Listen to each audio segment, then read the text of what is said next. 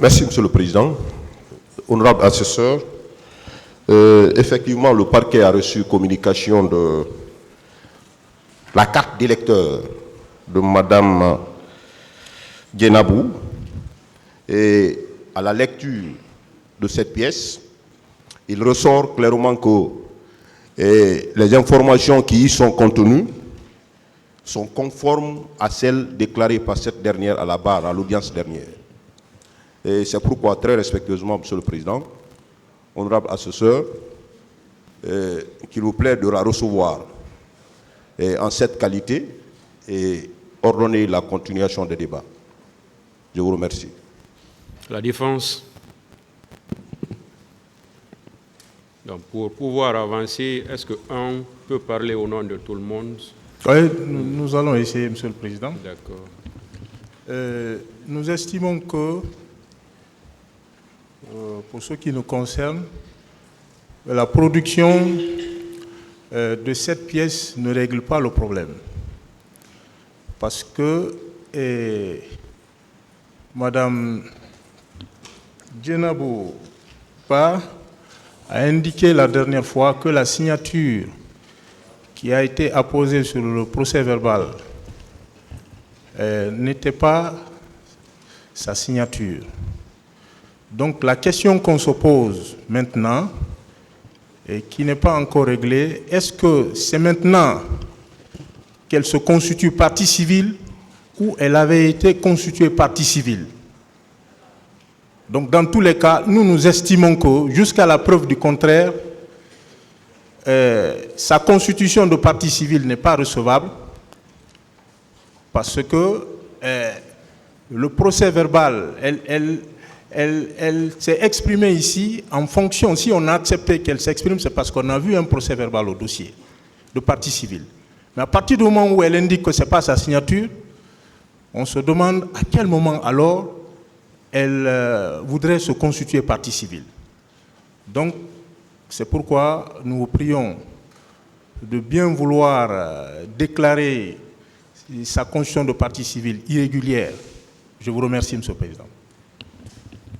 Partie civile, un représentant également. Bon. Merci bien, Monsieur le Président. Monsieur le Président, le motif de renvoi à cette date, c'était la production par Madame Djenabou d'une pièce d'identité. Il est établi que Madame Djenabou, à cette audience, a produit une pièce d'identité. Donc, l'affaire est réglée. L'affaire n'avait pas été renvoyée pour qu'on discute de la constitution de partie civile de Madame Djenabou. Et mieux, en ce qui concerne le procès verbal que la défense est en train de critiquer, et Mme Djenabou va faire des déclarations ici. Le tribunal a déjà les procès-verbaux de toutes les parties. C'est au tribunal d'apprécier ce que Mme Djenabou va dire ici et le procès-verbal que le tribunal détient. Ça ne relève pas donc de la défense de se substituer au tribunal, d'apprécier cela. C'est pour cela que, Monsieur le Président, pour ne pas être long, vous avez renvoyé cette affaire pour nous permettre de produire une pièce. Donc, la pièce a été produite. Donc, je crois que l'affaire est réglée. Je vous remercie, Monsieur le Président.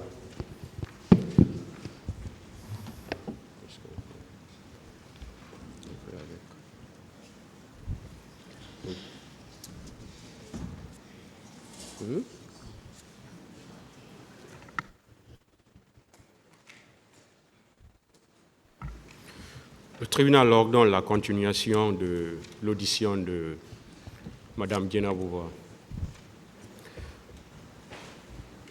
La parole était avec un avocat de la défense ce jour, Maître Chérif. Hein? Je ne sais pas si, je sais pas.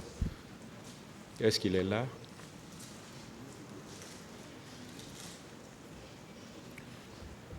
S'il n'est pas là, on va continuer alors avec la partie civile. Les questions?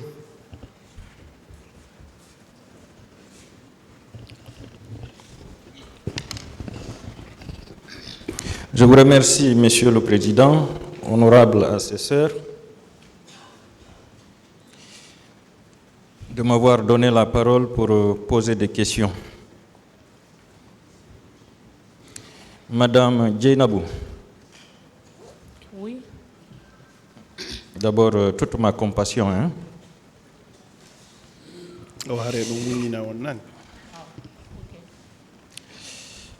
Vous avez dit ici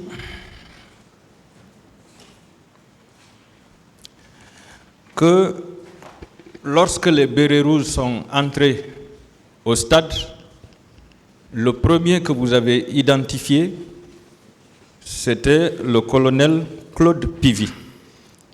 Colonel Pivy.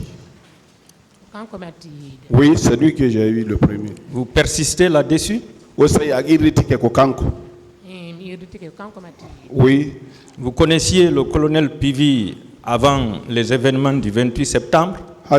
Colonel Pivy à 28 septembre. Oui, il allait jusqu'à Carrière, c'est là-bas où je suis, je connais. Donc, vous ne vous êtes pas trompé de personne? Oui. Ensuite, vous avez dit que vous avez été bastonné à la fois par des militaires et des civils.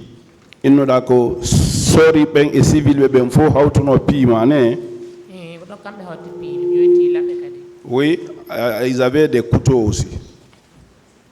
Et que les civils détenaient des couteaux et des machettes. C'est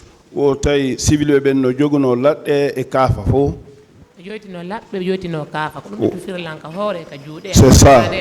C'est ce qui est les traces sur ma tête et sur les bras ici. Donc vous avez été blessé par couteau aussi? Bon, c'est avec le couteau m'a blessé. D'accord. Et ça, c'était l'œuvre des militaires ou bien des civils, c'est-à-dire des recrues, des milices?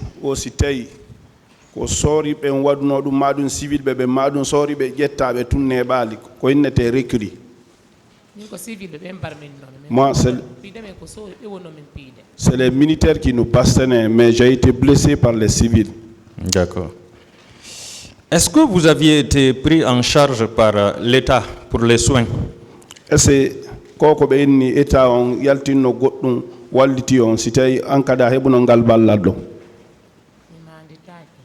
ne me souviens pas.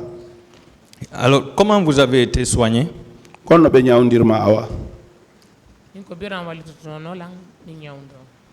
Bon, c'est ma maman qui m'a aidé moi pour les soins.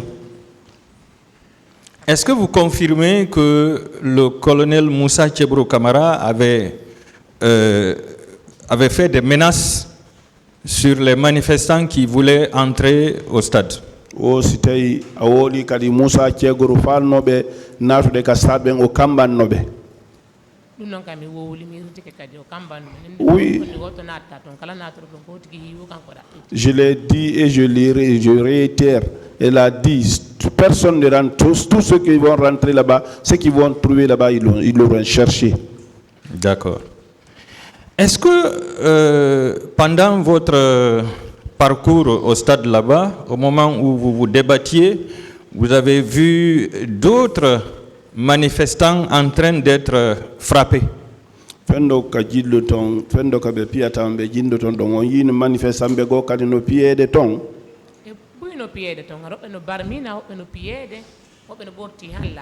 D'autres étaient blessés, ont bastonné, d'autres étaient complètement déshabillés. Est-ce que vous avez vu des blessés par balle?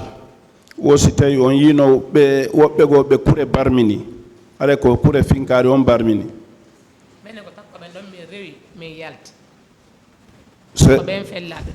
C'est à côté de ceux qui ont reçu des balles là et qui ont reçu des couteaux. C'est à côté de ceux-là que nous sommes sortis. On les a dépassés.